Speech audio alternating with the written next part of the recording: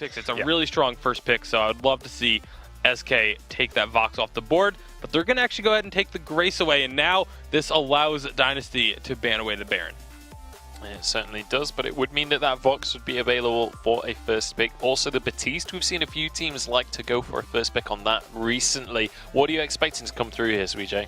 Yeah, I don't think they'll ban a Baron here because Lyra is open, and Lyra is a good counter into Baron. You don't want to pick a Baron if a Lyra first pick is available. That's a pretty risky combination because of Lyra's early game potential to snowball and her portal engages onto a Baron. So Dynasty could go ahead and just ban this Baron here, but I feel like they may ban a specific jungler. They're known to target ban specific heroes. Like yesterday, they banned Kestrel specifically against their opponent. So they're going to ban away the Vox here and take it away from SK. So now SK can go ahead and pick up this Lyra here, which makes the most sense because Lyra is good into Baron instead of first picking Baron, but they may just take the Baron, honestly, because Kvalfar is so good in the Baron that he can probably play it into a Lyra. So instead, they're going to go ahead and do the Lyra. This is actually a much smarter draft. This is the NA style drafting, honestly. And now Dynasty, they should, you know, they need to ban Baron. If they're going to pick something other than Baron, they need to ban Baron. Like, pick Idris, ban Baron, or pick Glaive, ban Baron. So let's see what Dynasty will think of here. The Lyra is definitely the safe pick here. Having gone for that Baron would have been like we are disrespecting you at this stage. We are willing to go into this regardless of what you pick, but they are going to go with the Lyra start. Arden is going to be the counter pick to that one. Dynasty happy to lock that one in. Arden, once again, a very common pick in the EU games, a very common captain for these guys to use, and they're quite comfortable to pick it into most situations. Yeah, it's been a very, very popular pick in Europe. Has much more success in Europe than it does in North America as well. But it will be the Samuel banned away, so maybe they are still thinking Baron if SK doesn't ban it away. I still think Baron, even though, yes, Lyra can portal Bulwark to engage onto a Baron, like, that's all that you have to worry about with the Lyra if you're a Baron. You know, her heals are not going to be enough to sustain through a Baron in team fights, and I still think Baron can do quite well into Lyra. But Idris is up, so if they pick Baron, this is GG. SK is going to win this draft. They're going to pick Idris here, and then potentially, if they want to go hard, they can go with Koshka and just play a really aggressive early game, just shut down the Baron. But they also have other options here. They can go for Scarf, CP Kestrel, Taka. There's a lot of options. I would not pick a Alpha here because Sky can be counterpicked, but they're going with the Grumpjaw, and this is going to be a CP Idris and a Weapon Grumpjaw. It's a perfect burst combination into a Baron here. So this is a really tough draft for Dynasty here. Now, we saw the CP Idris Weapon Grumpjaw earlier today, and it really didn't work out. Is there an argument to say double weapon power and really force that early game aggression, and it'll fall off late game, but if you can pull it off, you can maybe just force a like 15-minute win? It depends on what this final pick is, but if it's not someone else who's a bruiser or someone who can build a bunch of defense on the side of Dynasty, you absolutely can. Baron is not going to be building a whole lot of defensive itemization. You get the tension bows and maybe even get a bone saw onto one of those 2 carries, and you can just melt through. I would love to see double weapon out of SK Gaming with this composition because they could absolutely annihilate these 2 squishy targets if they went the double weapon route. All right, well, with a Lyra and a Grumpjaw, you expect a lot of early aggression regardless of what the Idris builds, especially in that jungle. We'll see whether Dynasty are going to be able to weather that storm. How are we feeling about the compositions then? Is this looking like a 2-0 for SK, or do Dynasty have what it takes here? Yeah, definitely. Weapon Grumpjaw is so good into Batiste and Baron. They have so much offensive power. If they go Idris, CP, or Weapon, it doesn't really matter. They got so much early game power that I think SK is going to take this. Yeah, SK should be able to win this one. I feel like the draft they have, yes, I think Baron can do fine into Lyra, but Lyra Idris is just such a strong counter to the Baron. It's one of the few ways to really make sure that the Baron can't get off the ground. Well, that's going to be the question. Can the Baron get off the ground? SK Gaming are the favorites coming on into the series, and they are looking towards a 2-0 victory. But Dynasty, they're the dark horse. Can they push this to 3 games? Can they stay on in this semi-final? There's only one way to find out. Hashtag Vainglory on Twitter. Let us know who you're supporting. But it's time to jump on into the second game of the second semi-final. All right, let's get this game underway. SK letting the Baron go over to Dynasty, and maybe they're gonna show Dynasty, yo, this is how you beat Baron. This is what they're doing. This SK. is how you do it. This is how you play it. Yeah, so they're like, okay, you can have the Baron, but we're gonna pick up this Lyra. We're gonna deny that Lyra Baron combo, and instead they've gone for an Idris as well. So kind of similar compositions to the last game, and I think SK they had a very extremely strong performance in the last one as well with that Baron. This time, I can certainly see K Valfar being very aggressive with Raph there in the lane, just trying to prevent PC Lamb from farming as much as possible. And actually, you can see a bit of that happening right now in the lane. Yeah, he trades. There's actually minion candy going to come out from PT Lamb here, and we do see healing coming out of Raph very quickly. So as time goes on, PT Lamb will look to trade, with K Valfar in the lane. But with that heal, it's just so good. K Valfar should stay just fine, especially with book eulogies. Unless he really puts himself in a bad position. Riku Meza, Tyrus, Mowgli, Raph playing some games in the jungle. It looks like those two junglers are just going to port home, grab some items while the captains maintain position and control over the middle area of the map. It's all about to see who's going to get that Elder Treant. Mowgli and Raph are just spamming their teleports. I'm just watching. It's kind of riveting to watch them just tease each other like this. It really is. I think they've been watching Net Toilette a lot. They realize it's just one of those psychological tactics, psychological warfare that they bring to the table here. Definitely. It's become very apparent. Yeah, so I think whenever we see a Baron on the board, everybody goes, okay, Baron, late game hero, one shots at the end. It's so annoying. You can't get on top of him. With this Idris, though, Idris, you can definitely stick on top of him. And with this Lyra as well, I think there's a lot more potential for them to stick onto this Baron than there was in the last game. I mean, let's see how they play it out. K-Vol could be going for the CP Idris here. I mean, they can talk about like double weapon. I think there's potential to make that compositionally work here. And we'll see though if you want. PT Lamb getting melted down. Tyrus is here.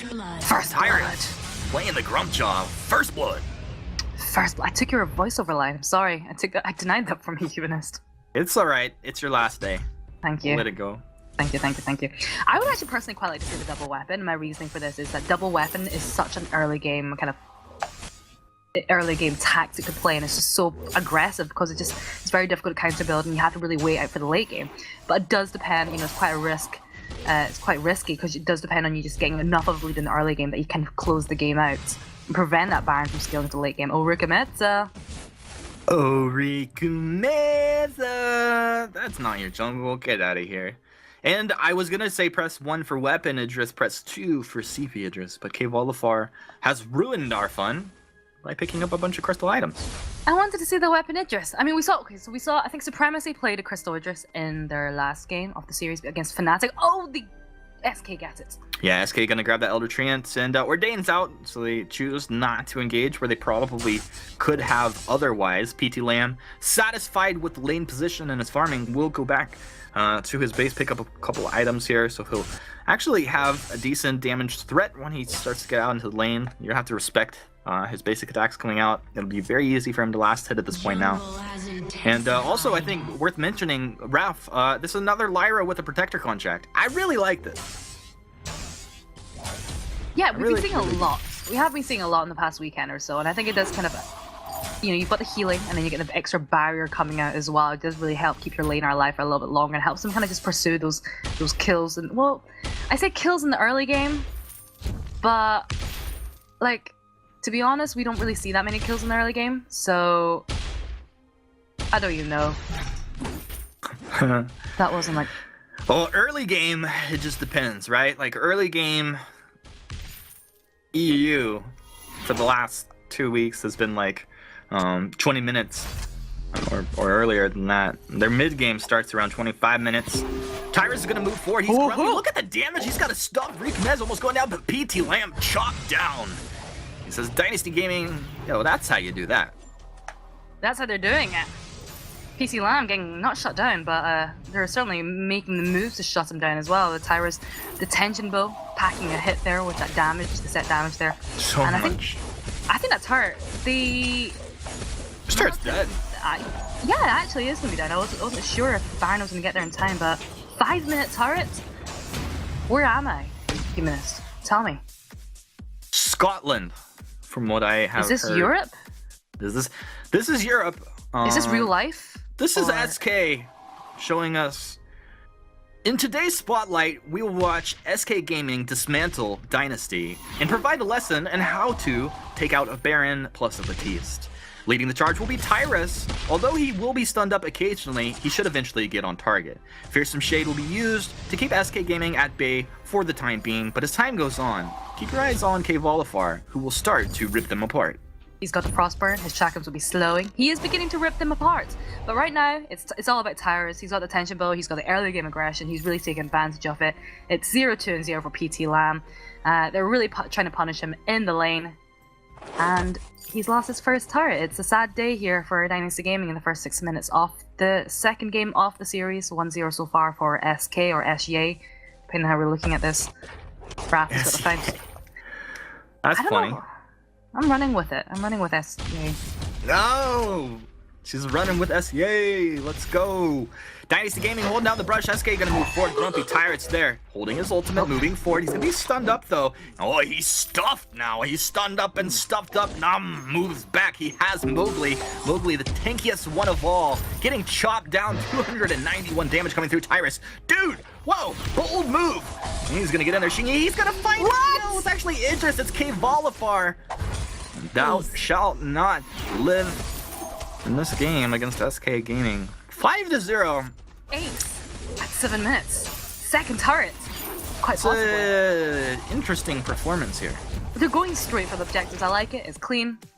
It's very early game focused. And they're shutting down this Baron, which a lot of teams have struggled to do so far.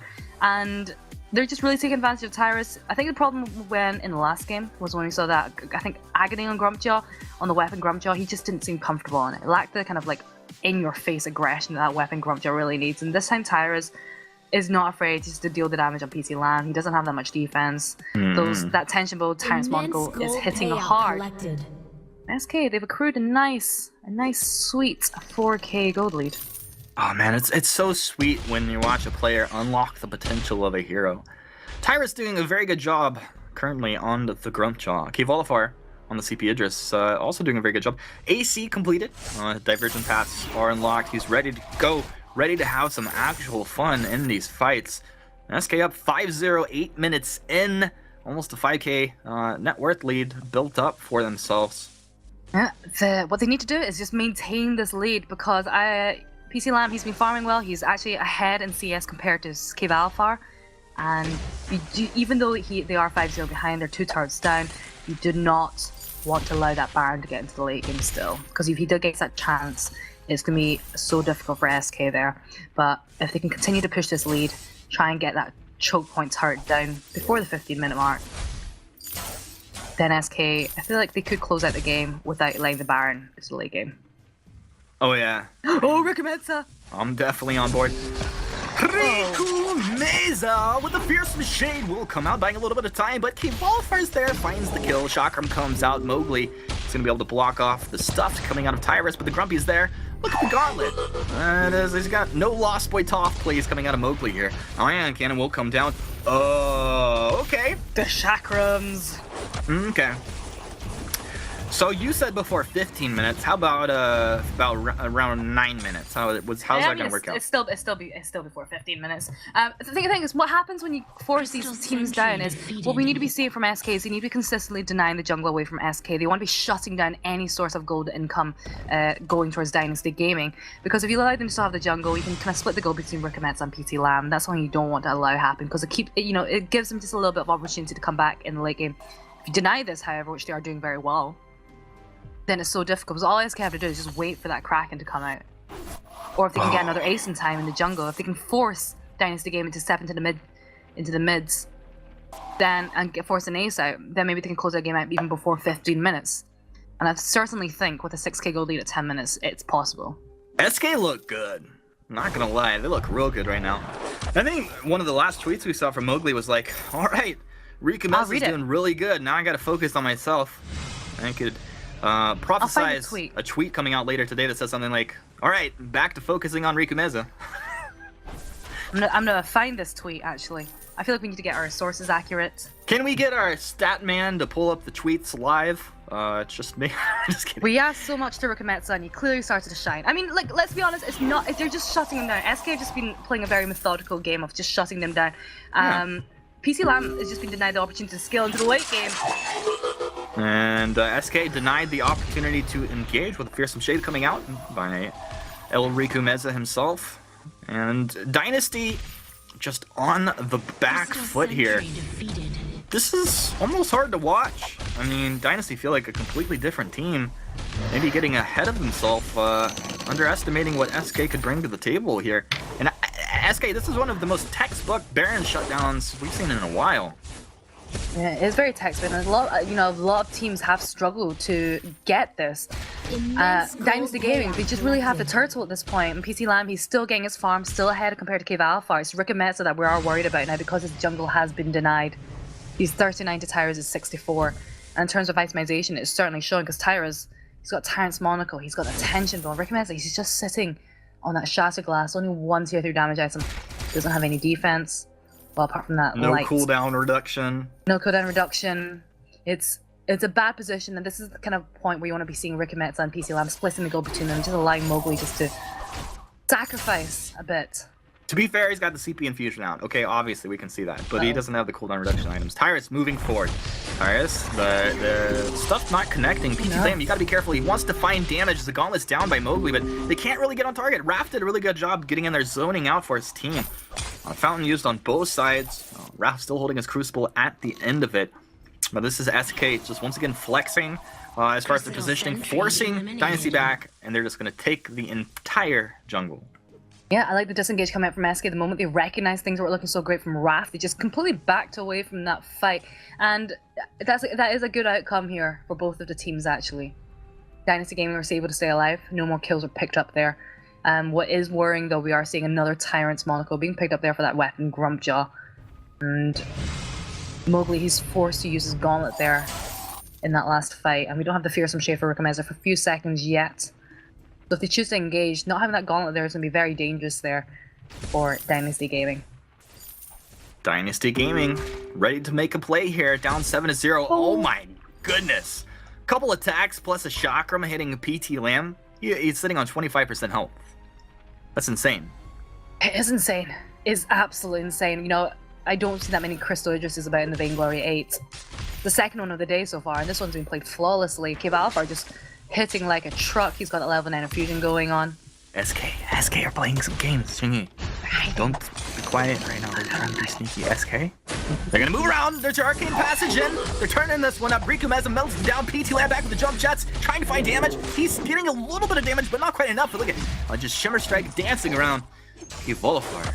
He is there with Tyrus to chop Mowgli down. They give him the gruesome twosome. And then the amount of damage coming out there is immense. And as Bayou spams his memes in chat, loving what he is watching here. This has just been an absolute dominant performance from SK. This is some of the best gaming we've seen out of these guys in a while. It is definitely. I agree with you here for them. It's been a very polished game. This one in particular, you know, when we saw that Baron going through and draft, I think everybody just went, oh dear. Oh no, they gave PC Lamb Baron. I mean, they are against SK, but still a Baron. You just don't want to get to the late game, and Europe excels at playing to the late game. SK, they adjusted their playstyle. They prevented the late game from happening. I mean, we're about to approach it, but Rick and Metz has been so shut down. Absolutely 100% shut down. In the last team fight, they flanked him. They isolated Rikameza, focused him down really quickly, and I feel like PT Lamb was doing a decent bit of damage, but he can't do it if he has no follow-up or teammates are alive. To be fair, Rikameza kind of isolated himself. Yes, not great. not really what we're looking for here, team. Now, Dynasty still have a chance because they have the Baron. This is what I feel. I feel like they're down 11k net worth, but this Baron can still take someone out. And now his infusion's running out. Never mind.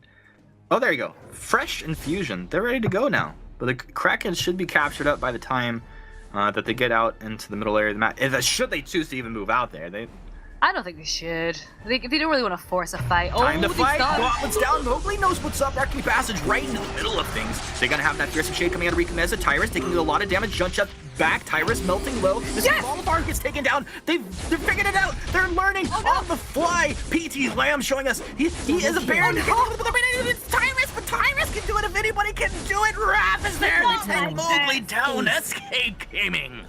And what a dominant showing at the end. PT Lamb trying to stand his ground, but too much damage coming out. Man, that Grumchaw just critting him down. Critting him down, and we were all kind of rooting for the underdog there, weren't we? I feel like we all were like, Dynasty, they can come back from this. There's hope. Yeah, I was ramping up for like the Dynasty comeback, but the Dynasty comeback did not happen. Let's take a deep breath here. 16 minutes in, ladies and gentlemen, Europe having a rather fast game, uncharacteristic of the recent performances we've seen coming out of these teams. Have been playing very slow rolling these games going into the late game, but